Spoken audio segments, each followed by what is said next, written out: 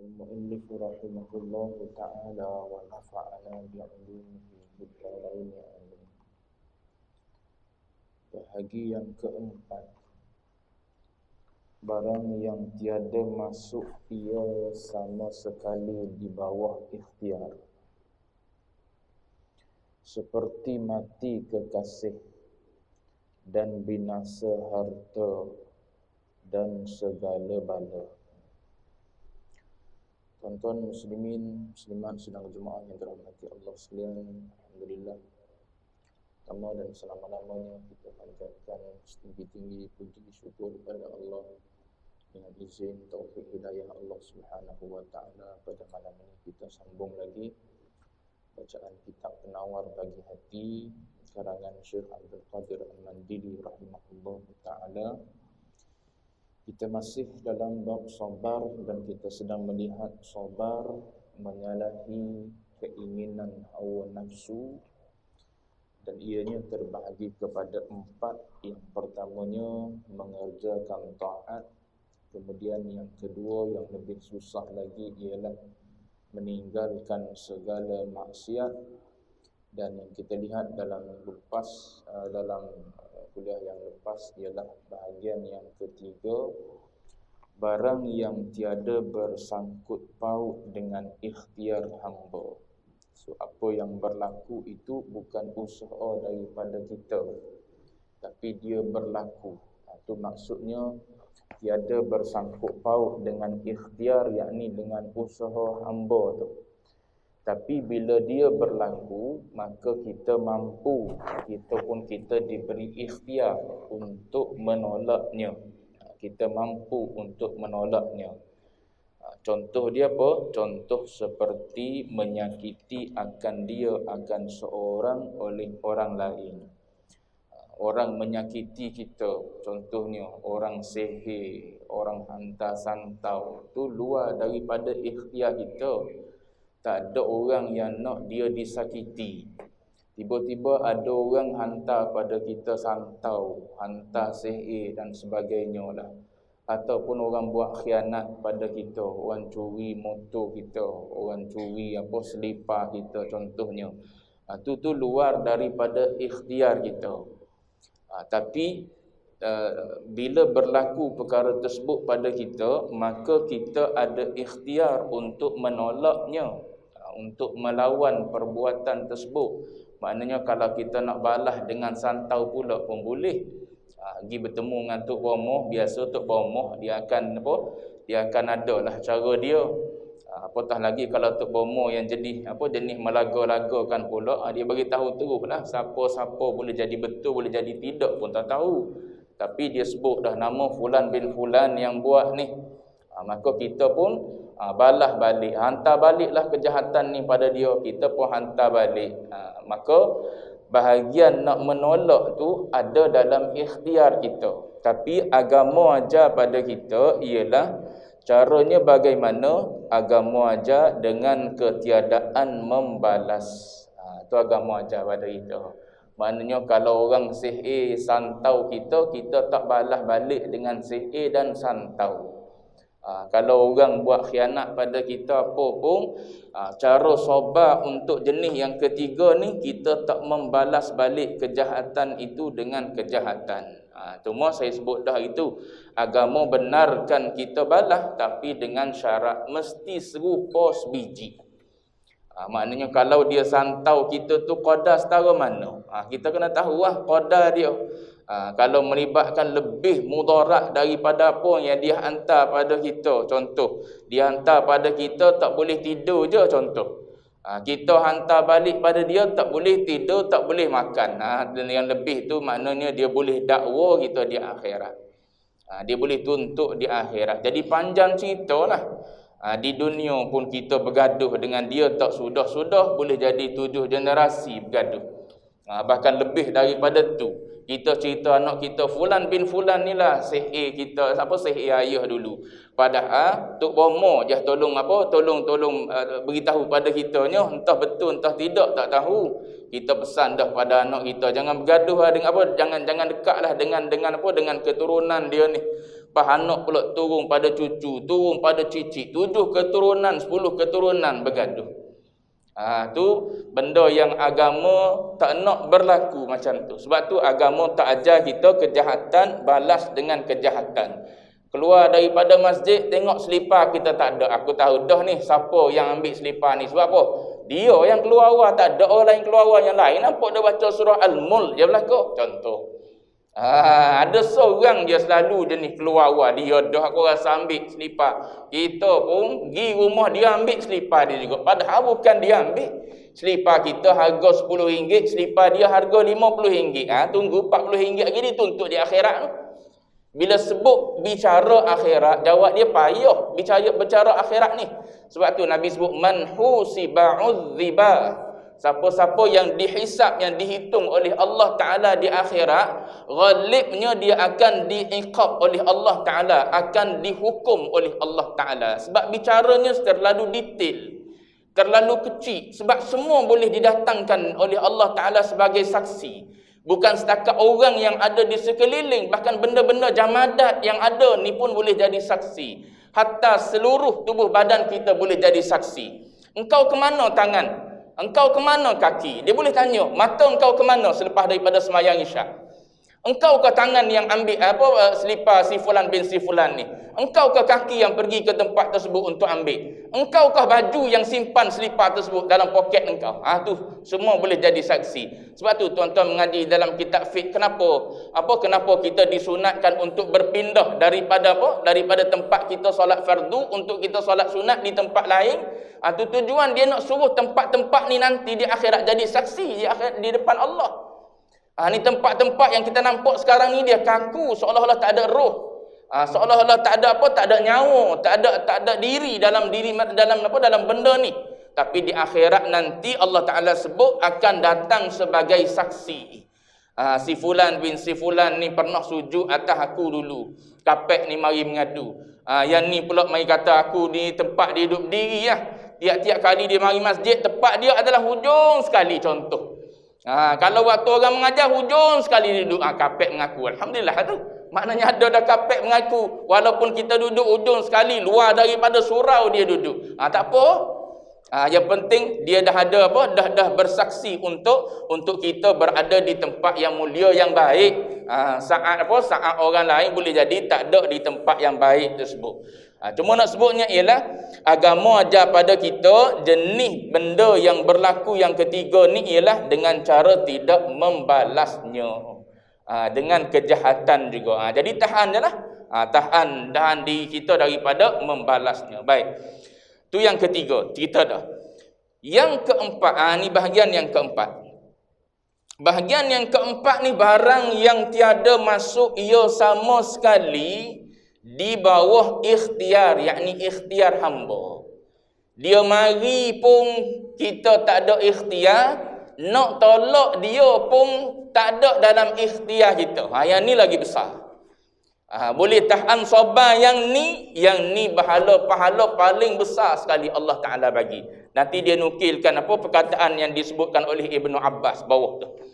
Baik, dia bagi contoh. Barang yang tiada masuk ia barang tu sama sekali di bawah ikhtiar hamba ataupun di bawah usaha hamba. Seperti apa? Dia bagi contoh. Seperti mati kekasih. Mati kekasih. Kekasih ni dalam istilah Arab kita panggil mahbub. Mahbub ni maknanya yang dikasihi. Bukan nasi restoran mahbub bangsa tu dah. Tuan-tuan tahu ada nasi mahbub di bangsa. Oh sedap tuan-tuan.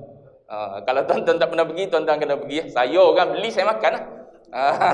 Kedai kat mana saya tak tahu. Ada orang beli, saya makan. Tapi sedap. Mahbub tak bayar pada saya ni tuan-tuan. Bukan saya kempen untuk mahbub bayar, tidak ni. Mana tadi? Mati kekasih. Kekasih ni siapa? Bini kita contohnya. Tu tak ada dalam ikhtiar kita tu. Kita kalau boleh nak dia hidup dengan kita sampai bila-bila. Kalau boleh biar kita pergi dulu. Tiba-tiba dia pergi dulu. Siapa lagi? Anak-anak kita. Hari tu tuan-tuan tengok kan. Yang satu keluarga. 3 orang anak, bini meninggal. Suami dia je seorang yang hidup, ustaz pula tu. 2 lagi tu nasib baik duduk dengan pak saudara dia. Naik kereta sekali dengan pak saudara dia. Bini dia tu teman classmate zaujah saya. Maknanya classmate orang rumah saya.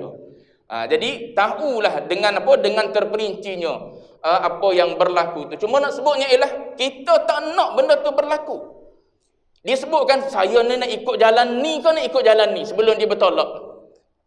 Nak ikut jalan ni ke nak ikut jalan ni. Dia kok ke mana pun tak boleh lagi dah ajal. Kalau kita tahulah ikut jalan ni meninggal, ikut jalan ni dah ikut jalan ni. Kau ikut jalan ni kau memang meninggal. Bila mana Allah Ta'ala nak kita meninggal. Dia tak ada dalam usaha kita boleh tahan orang yang kita kasih daripada mati. Mak ayah kita, kalau boleh kita nak suruh dia hidup sampai dengan kita besar. Biar dia boleh tengok kejayaan hasil daripada titik peluh dia. Penat lelah dia bekerja bagi sara hidup kepada kita untuk belajar tinggi-tinggi dan sebagainya. Nak suruh dia ni boleh kecap tengok sekali. Nak boleh dia rasa sekali gaji yang kita dapat yang pertama kita nak bagi dia. Tengok-tengok tak sempat kita habis universiti dia mati dah. Ataupun kita duduk sekolah menengah dia meninggal dah. Ni ayah, ni mak. Begitulah orang-orang yang kita kasih ni mati tak ada dalam ikhtiar kita. Baik. Dan kita nak tolak tak boleh. Kita nak tolak supaya dia tak meninggal. Dia sakit, kita pergi cari ubat serata tepat. Kena COVID, macam-macam petua yang orang bagi kita amalkan. Orang suruh beli vitamin ni, kita beli vitamin ni. Orang suruh minum air cengkeh, kita minum air cengkeh. Orang suruh vaksin 4 booster, kita ambil. Nak suruh apa? Nak suruh sembuh daripada penyakit COVID. Disebabkan oleh virus COVID. Tengok-tengok meninggal juga. Nak tolak tak boleh, dia mari pun bukan ikhtiar kita. Yang ni lagi payah. Baik. Dan binasa harta. Binasa harta ni maknanya hilang musnah harta benda kita. Supaya orang banjir hari tu. Banjir tahun ni tak? Ke tahun lepas? Tahun lepas tahun lepas, hujung tahun lepas banjir. Tak ada orang jangka banjir. Sebab dia duk ingatkan apa? Dia duk ingatkan macam KL ni banjir kilat je. Bila banjir kilat ni maknanya bila hujan berhenti, air akan hilanglah, surut. Tapi apa yang berlaku, duduk sekejap air makin naik, tak sempat pindah. Yang ada tingkat atas boleh naik tingkat atas, yang tak ada tingkat atas duduk dalam tu. Ada yang meninggal dalam rumah tersebut. Macam banjir 2014 yang berlaku di Pantai Timur. Begitu juga tak dijangka benda tersebut berlaku. Ada yang berpindah naik duduk atas bukit. Ada sahabat-sahabat saya sendiri naik duduk atas bukit. Berkhemah di atas bukit, tak ada tempat nak pergi. Bila dah air surut balik tengok rumah pun tak ada, tinggal tangga je. Dengan rumah tak ada, dan lepas tu ada orang yang bukan setakat rumah tak ada, orang yang dikasihi pun tak ada. Ni siapa yang masuk dalam ikhtiar dia nak benda ni? Tak ada orang nak. Begitu juga bila dia mari, kita nak tolak tak boleh. Kita buatlah benteng macam mana pun, benteng pasir ke, benteng simen ke, macam-macam. Pada masa tu viral kan Thailand buat macam mana pantai dia. Orang duk viral benda tu. Walaupun kita buat macam tu, Allah Ta'ala nak suruh mari juga air tu, dia mari juga. Tak ada orang boleh tolak. Jadi ujian yang berbentuk macam ni, tahap sabar dia adalah tahap sabar yang paling besar sekali. Sebab tu pahala dia sangat-sangat tinggi. Dan segala bala, segala bala tak kira lah, sama ada penyakit ke apa ke, berbagai-bagai ujian yang mari tanpa ikhtiar kita nak dia, dan kita tak mampu untuk tolak dia. Maka dia kata sabar atas jenis bala yang macam ni masuk ia sama sekali di bawah, tidak masuk bawah ikhtiar kita ni, setinggi-tinggi segala pangkat. Ni sabar.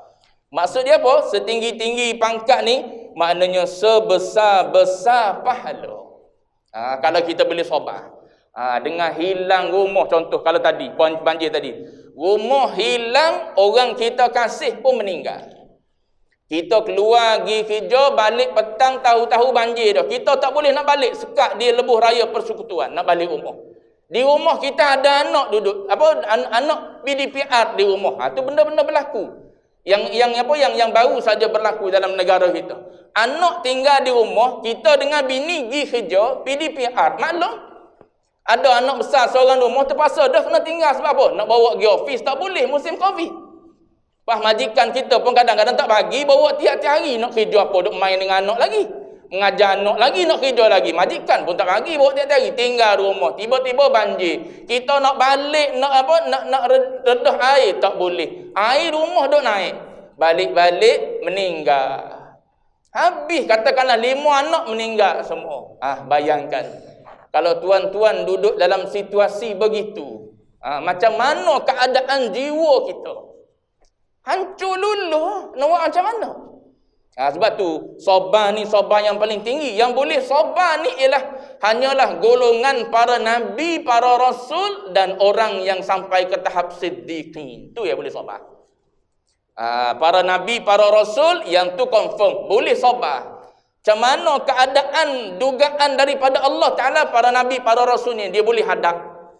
Dia boleh hadap. Lepas tu satu lagi golongan ulama sebut ialah golongan siddiqin. Golongan yang betul-betul jujur dengan Tuhan. Marilah ujian macam mana daripada Allah Ta'ala, dia boleh sabar. Kalau tuan-tuan pernah dengar kisah Sayyidi Ahmad Al-Badawi, wali min awliyaillahi salihin, kalau tak silap saya makam dia di Mesir. Saya pernah dengar kisah cerita ni disebut oleh Syekh Fuad Kamaluddin Al-Maliki masa saya duduk mengaji dengan dia lah. Dia pernah sebut antara perkataan yang pernah diucapkan oleh Sayyidi Ahmad Al-Badawi ni saat tempat dia diturun ujian dan bala oleh Allah Ta'ala. Sebab dia orang yang bertaraf wali. Tak sama dengan kita orang awam. So antara doa yang pernah dirafakkan oleh beliau ialah Allahumma ja'alni saqfal bala. Wahai Allah Ta'ala, jadikan aku ni bumbung kepada bala. Maknanya biar umat Nabi duduk bawah aku. Biar aku jadi bumbung. Biar aku yang tanggung bala-bala ni. Siapa nak? Tuan-tuan nak bala tu kita yang tanggung. Dalam keluarga tu sakit, biar aku seorang je sakit. Tu boleh jadi sanggup lagi kot. Kalau tu sakit demam sesema je. Kalau kanser, mak ayah pun tak nak. Rosak buah pinggang, mak ayah pun tak nak. Kena dia anak. Dia kata tak nak. Kalau tukar ganti. Kalau setakat sebelah boleh lagi bagi dua-dua belah. Aku meninggal, tak nak. Dia doa. Antara doa disebut Allah maj'alni saqfal bala. Jadikan aku ni bumbung kepada bala. Maknanya sebanyak mana bala yang kau turun, biar kena padaku. Ni orang yang siddiqin. Sebab dia tak nampak itu adalah deraan daripada Allah Ta'ala, tidak. Ujian ni dia tak nampak dah, bagi dia itu adalah penderaan daripada Allah Ta'ala yang nak menyusahkan hamba dia, tidak. Tapi Allah Ta'ala nak mengangkat kedudukan hamba tu di sisi Allah. Nak menarik hamba tersebut supaya lagi dekat dengan dia. Sebab tu boleh sabar yang ni adalah kesabaran yang paling besar. Tapi susahlah. Sebab tu dalam satu hadis Nabi sebut Allah Ta'ala pernah berfirman. Allah mengatakan, "Idza btalaitu 'abdi", apabila aku membalai hambaku, kata Allah dalam hadis kursi ni, apabila aku membalai hambaku bibalain, dengan satu bala, fasabara, maka hambaku tu bersabar. Walam yashkuni ila uwadihi, dan dia tak mengadu tentang aku kepada orang-orang yang datang kepadanya. Kita kalau bertemu dengan orang kan, kalau kita sakit sikit kita mengadu dah. Bukan sakit banyak pun, sakit tekak je pun ngadu dah pada orang. Allah sakit tekak lah hari ni, Allah rasa letih lah hari ni, Allah rasa pening lah hari ni, Allah sakit gigi lah, mengadu pada orang dah. Sedangkan yang mendatangkan itu adalah Allah. Sakit tu Allah Ta'ala yang datangkan tu. Semua tu Allah Ta'ala. Pas sakit, demam, pening, panas, apa-apa saja yang berlaku pada kita. Tu kata Allah Ta'ala, walam yuskini, dia tak mengadu tentang aku kepada orang-orang yang datang melawatnya. Maka kata Allah, abdaltuhu lahman khairun min lahmih. Orang yang macam ni, kata Allah dalam hadis kursi ni, aku akan ganti kepada dia daging yang lebih baik daripada daging dia sekarang, dan aku akan ganti wadaman khairan min damih, darah yang lebih baik daripada darah yang dia ada sekarang ni. Fa idza abra'tuhu, apabila aku sembuhkan dia, aku sembuhkan dia dalam keadaan wala dzamba lahu, dia tak ada dosa walau sedikit pun. Bila aku sembuhkan dia tak ada dosa walau sedikit pun. Dan kalau aku nak dia tak sembuh, dia mati dengan penyakit yang macam tu, dalam keadaan dia tak mengadu pada siapa-siapa tu, maka fa ila rahmati, orang macam ni akan aku bawa kepada kasih sayang aku. Besar duduk dalam keadaan sabar ni.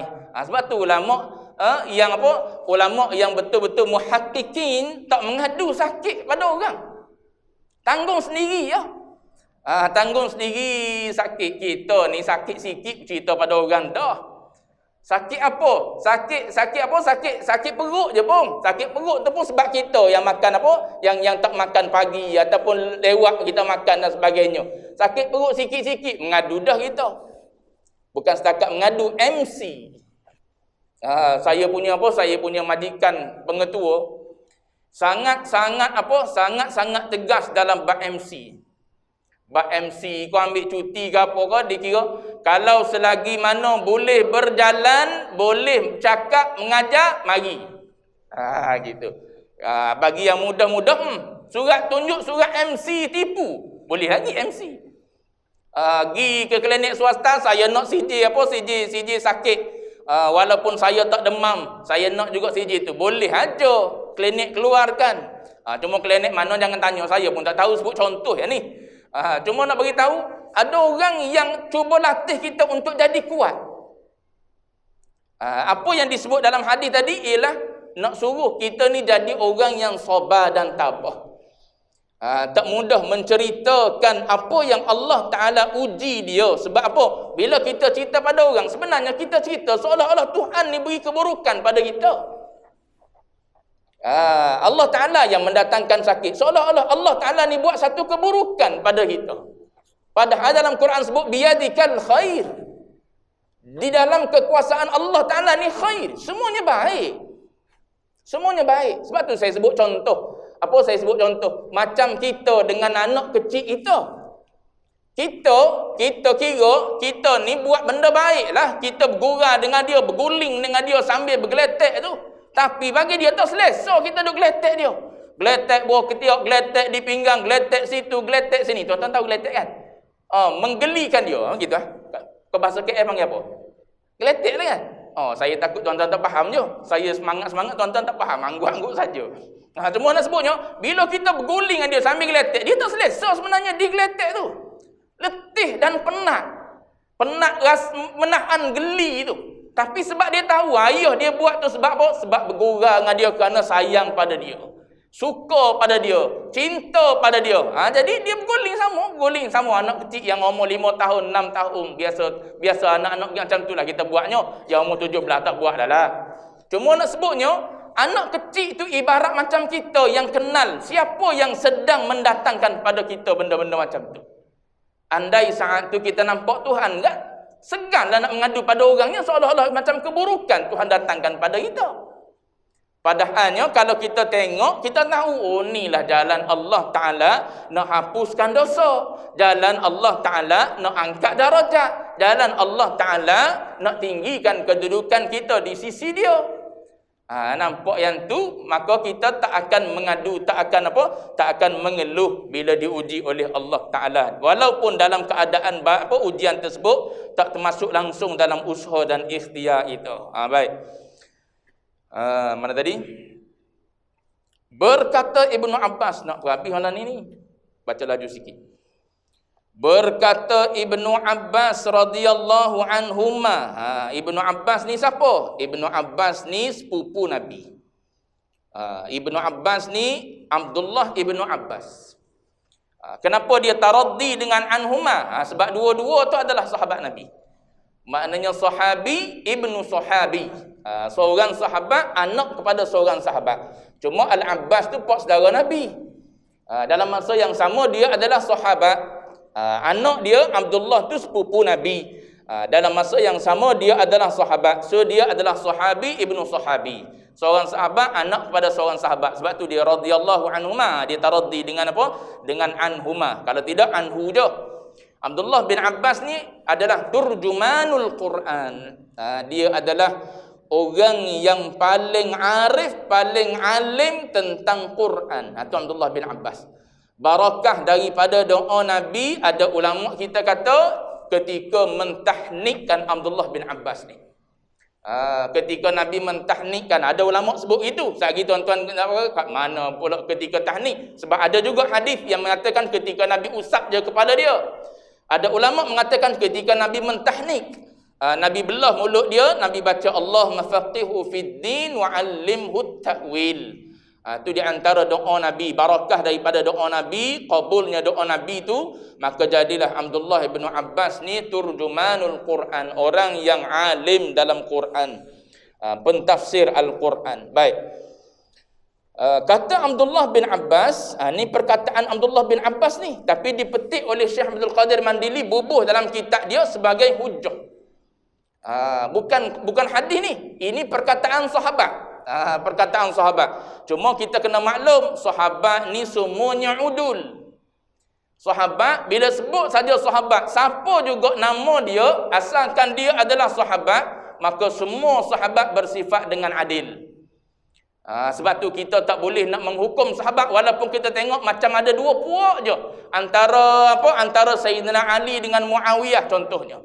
Kita nampak macam ada dua puak. Tak boleh kita nak duduk sebelah Ali saja, kita pun kata Muawiyah salah. Kita duduk sebelah Muawiyah, kita kata Sayyidina Ali salah. Tak boleh. Sebab semua sahabat adalah adil. Itu pegangan Ahlussunnah wal Jamaah. Adapun Syiah dak?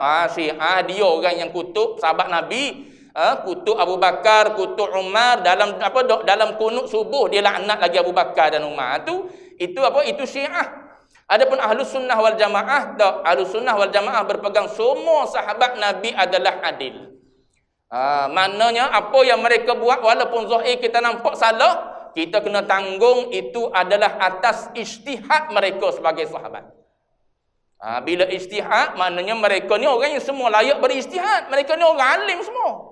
Bukan orang macam kita, orang alim semua. Bila mereka ni orang alim, layak berijtihad. Sependapat mereka, begitu. Kalau tak betul sekalipun, Allah Ta'ala tetap bagi pahala. Kalau mereka betul, dapat 2 pahala. Kalau salah, dapat 1 pahala.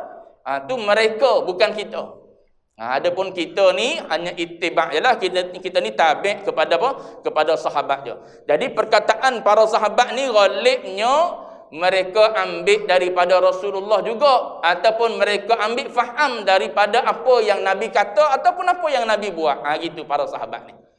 Baik. Jadi kata Abdullah bin Abbas radhiyallahu anhuma, sabar di dalam Quran atas 3 pangkat. Sebab tu kata dia turjumanul Quran. Kata Abdullah bin Abbas, sabar ni dalam Quran ni dia bahagikan kepada 3 pangkat. Orang boleh buat ceramah, satu sesi ceramah ni. Ambil je point ni. 3 isi ni 1 jam boleh ceramah tentang sabar je. Baik, siapa yang suka ceramah lah. Sabar di dalam Quran atas 3 pangkat. Satu dia kata, sabar atas menunaikan segala fardu. Yang ni susah dah. Tapi nak banding dengan yang lain, dia lebih senang. Sabar dalam melakukan yang fardu. Contoh apa? Ni menuntut ilmu. Tuntut ilmu ni fardu ain, bukan fardu kifayah. Jangan pula kita kata, oh tu nampak ramai dah orang pergi surah apa ni? Al-Jami'iyah ni, dia betul. Jami'iyah ni, tak payah lagi pergi. Tak. Ini fardu ain. Bila sebut fardu ain, maknanya atas individu yang mukallaf tu wajib kena mengaji. Maknanya tak gugur tuntutan tu dengan dah ada orang mengaji dah, kita tak payah mengaji dah. Setiap orang mesti mengaji ilmu fardu ain. Tu menuntut ilmu. Pas bila kita tahu menuntut ilmu ni fardu, dia adalah wajib, maka ulama mendefinisikan wajib ni ialah ma yusabu ala fi'lih, akan diberi pahala orang yang buat benda wajib ni. Wa yu'aqabu ala tarkih, dan akan dihukum orang yang meninggal. So maknanya kita mari ni bukan saja-saja ni. Walaupun nampak duk saja nyandar dah. Saya tak nampak pun yang belakang tu. Walaupun kita ni nampak duk nyandar saja-saja, tak ada telinga je kita kan. Tak ada penat lelah apa pun. Duduk bawah kipas, dalam aircon, bawah lampu, tak ada bergelap, tak ada berpanas apa. Pahala ni. Sebab apa? Benda wajib kita sedang belajar. Bila benda wajib, pahala lebih besar daripada yang sunat. Sebab tu kena pandai pilih ilmu yang wajib dulu. Lepas tu baru pergi pada ilmu yang sunat-sunat. Biar ilmu yang fardu ain dulu. Kita pastikan kita habis belajar. Apatah lagi ilmu ni kata ulama innamal ilmu bitta'allum. Nabi sebut itu. Innamal ilmu bitta'allum. Nabi guna innama, maknanya nak menuntut ilmu ni tak ada jalan lain kecuali ngaji. Tu diguna innama. Innama tu ada tu hasrin. Ada tu hasrin tu maknanya hadkan. Kaedah pengajian, kaedah belajar hanya satu je, iaitu ta'allum. Dengan cara mengaji, mendengar. Bina pula yang diguna oleh Nabi dalam hadis tu, at-ta'allum tu atas wazan tafa'ul. Tafa'ul ni antara makna dia ialah bina takalluf. Dia membawa makna susah dan suka. Bukan senang nak dapat ilmu. Bahkan nak dapat ilmu ni perlu lalu jalan susah. Bukan senang. Bukan senang nak mari duduk masjid ni. Senang lagi pergi duduk kedai mamak minum air teh. Bukan senang kita nak tinggal rumah kita ni. Tinggal anak bini di rumah kita nak mari mengaji tiap-tiap malam ni. Bukan senang nak boleh pasangan yang faham tiap-tiap malam saya nak pergi mengaji. Bukan senang. Tapi kalau boleh sekali dengan dia pergi mari mengaji, yang tu syurga dunia lah ibarat kata. Cuma nak beritahunya bukan senang untuk kita untuk kita mengaji ni. Kadang-kadang tempat kita tak ada orang mengajar. Kita kena cari tempat lain. Macam saya, kalau saya balik Kelantan tak banyak hari biasa saya balik sebab orang rumah saya kerja walaupun saya cuti. Saya pergi cari tempat Baba Zid mengajar ni tuan-tuan, dengan tempat saya kadang-kadang sejam lebih perjalanan kereta. Tapi sebab itu saja ruang yang saya ada. So saya pergi kuliah duha dia, selepas kuliah duha saya balik. Lepas tu kuliah asar saya pergi pula.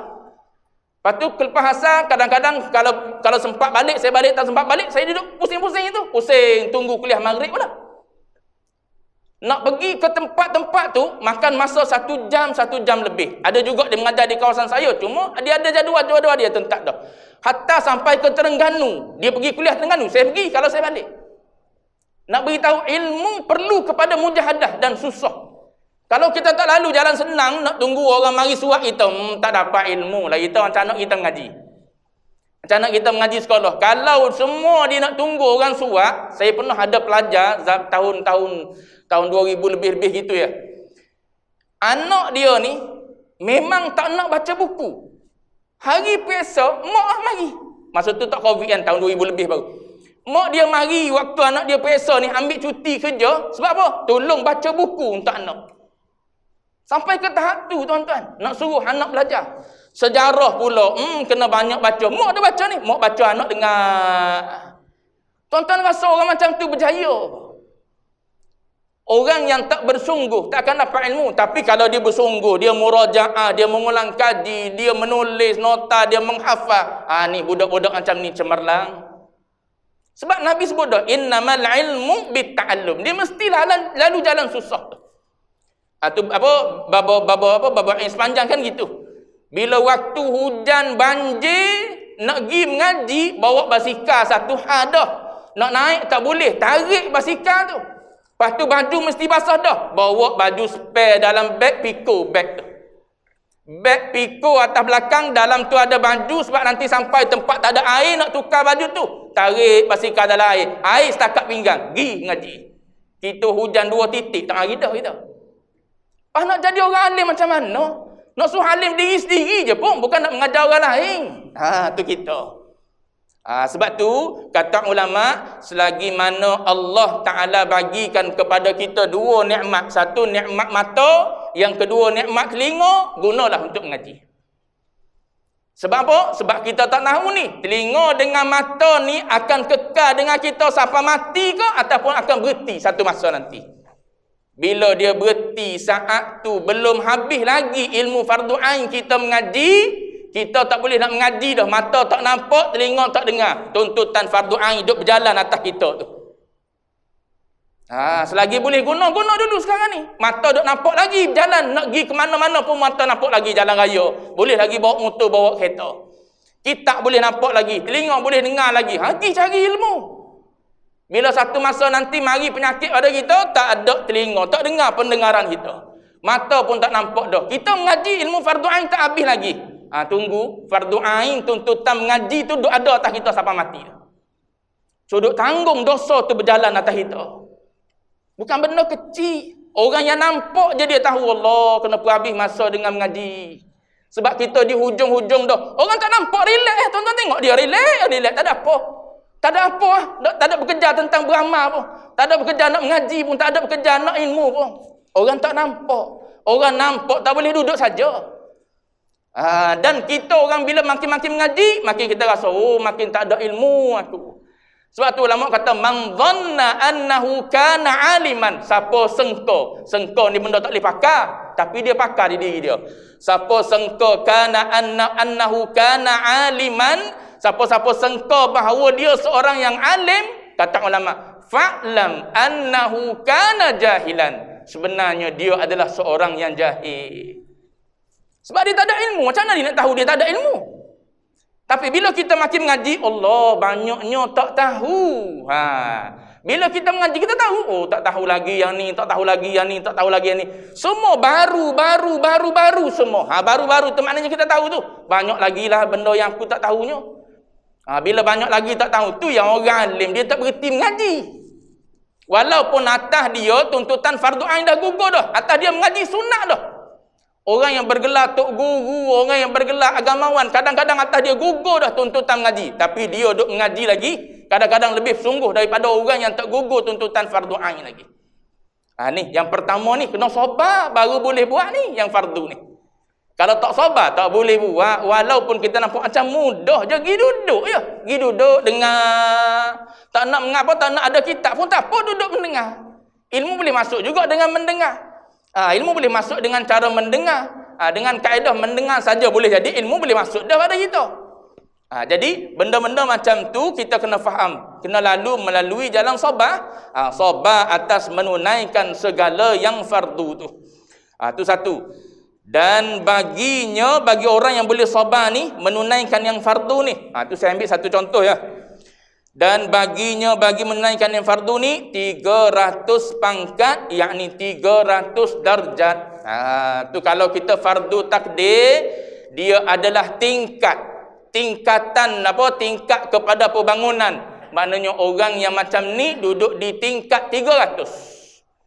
Kalau kita andaikan syurga ni ada beratus-ratus tingkat, maknanya orang ni duduk di tingkat yang ke-300.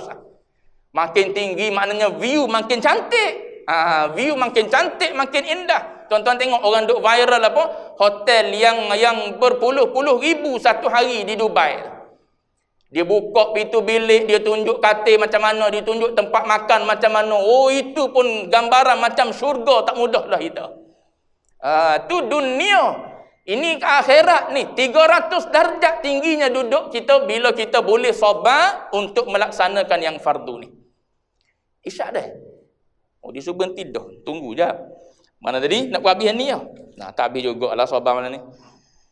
Dan sabar atas yang diharamkan Allah Ta'ala. Yakni sabar atas yang diharam tu meninggalkan yang diharamkan oleh Allah Ta'ala. Apa dia? Contoh maksiat lah.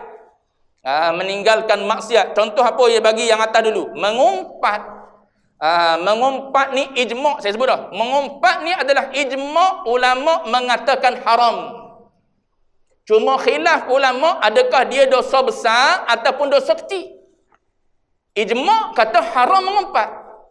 Cuma khilaf adakah haram tu dosa besar ataupun dosa kecil. Tapi dua-dua bahaya. Bila kita pegang dia adalah dosa besar, maka sekali buat kita adalah fasik. Sekali kita buat dosa besar, maka kita ni dihukum oleh agama sebagai seorang fasik. Bila kita fasik, nak jadi imam kepada jemaah solat, makruh. Nak jadi apa? Nak jadi tukang menyembelih haiwan, makruh orang makan daging yang kita sembelih. Pas kalau kita nak hadir majlis kahwin, kita nak jadi saksi, tak boleh terima kita sebagai saksi. Pas ada masyarakat kita hari ni tak terlibat dengan mengumpat. Sekali je fasik dah. Pas kalau tak mengaji tentang mengumpat pun tak tahu, tak kenal definisi apa. Kalau tak mengaji, saya tak mengumpat, saya kata betul-betul. Ya, betul-betul dalam mengumpat. Sebab definisi dia zikruka akhaka bima yakrah. Kalau kita ambil pendapat yang mengatakan haram tu adalah dosa kecil, mengekali dosa kecil itu fasik juga. Kita tak buat sekali, kita buat banyak kali. Itu yang seronok pada kita. Duduk ramai-ramai mesti mengumpat, duduk ramai-ramai mesti mengumpat. Bila kita mengakali fasik, bila fasik orang duk tolak kita jadi imam, padahal makruh kita naik jadi imam. Sebab tu saya sebut contoh, kalau kita nak menikahkan anak kita, kita cari saksi. Pengantin ni tak boleh buat kira dah dengan dia. Sebab apa? Dia nak menikah, dia tak kira dah. Yang penting diisi borang penuh, orang tersebut dihantar. Dia main petik je, siapa-siapa yang layak jadi saksi dia petik je. Padahal yang jadi saksi tu entah siapa dia ambil. Duduk dalam mengekali buat dosa kecil pun ada. Boleh jadi ada yang terlibat dengan dosa besar pun ada. Contoh mudah, hisap rokok contoh. Kalau kita ambil dia dosa besar, haram tu dosa besar. Sebab apa? Memudaratkan tubuh, membazir duit dan sebagainya. Dosa besar. Bila dosa besar, sekali hisap, fasik. Orang ni kita ambil jadi saksi ni untuk anak kita nikah ni. Sebab tu saya sebut contoh, kalau kita nak jadikan orang tu saksi pada anak kita kahwin, walaupun yang ditulis dalam tu si fulan bin si fulan, orang yang akad nikah ataupun kita sendiri yang akad nikah kepada anak kita tu, menantu kita tu, tengok dalam majlis tu ada orang soleh tak dalam tu. Saksi mesti duduk dekat dengan kita. Tanya orang soleh duduk jauh sikit daripada kita. Sah ke apa yang disebut tadi? Lafaz yang dia jawab ijab qabul tadi tu, sah ke? Boleh terima dah ke? Tanya dia bukan tanya yang saksi ni. Sebab fasik ni. Tu rentetan tu. Asar mutarattab bila kita buat dosa besar, dosa kecil. Sebab tu perlu kepada sabar ni, nak tinggal maksiat ni. Kita duk rasa tak ada apa, aku naik jadi imam pun tak apa. Sebab apa? Aku kan orang yang paling paling soleh di kawasan ni. Padahal rokok tak tinggal. Contoh ni tuan-tuan, kau tuan-tuan terasa? Tak apa, tak lagi dah bulan depan. Contoh. Tu contoh nak suruh kita tahu, bila kita buat sesuatu maksiat yang dosa besar, agama menghukumkan kita fasik. Bila fasik dia ada rentetan hukum tu. Apa kesan daripada kefasikan tu? Dia ada makruh dan sebagainya. Tu kena mengaji dalam fiqh lah. Tuan-tuan tanya ustaz yang mengajar fiqh pula. Baik, tu sabar benda yang diharamkan. Dan baginya, kalau kita boleh sabar dengan benda maksiat ni, benda yang diharamkan ni, dan baginya 600 pangkat. Naik tinggi lagi, 600. Maknanya, kita duduk di tingkat ke 600. Lagi luahlah view dia. Nak berhenti lah setakat tu lah. Dan sabar atas bala ni yang ketiga yang disebut oleh Ibnu Abbas. Yang ni bala yang tidak ada dalam ikhtiar kita ni. Yang ni yang paling besar iaitu 900 kata Ibnu Abbas. Akan datanglah kita tengok sambung dengan apa. Kalau kita sempat kita sambung masuk dalam bab syukur terus. Wallahu a'lam wa ilmuhul atam.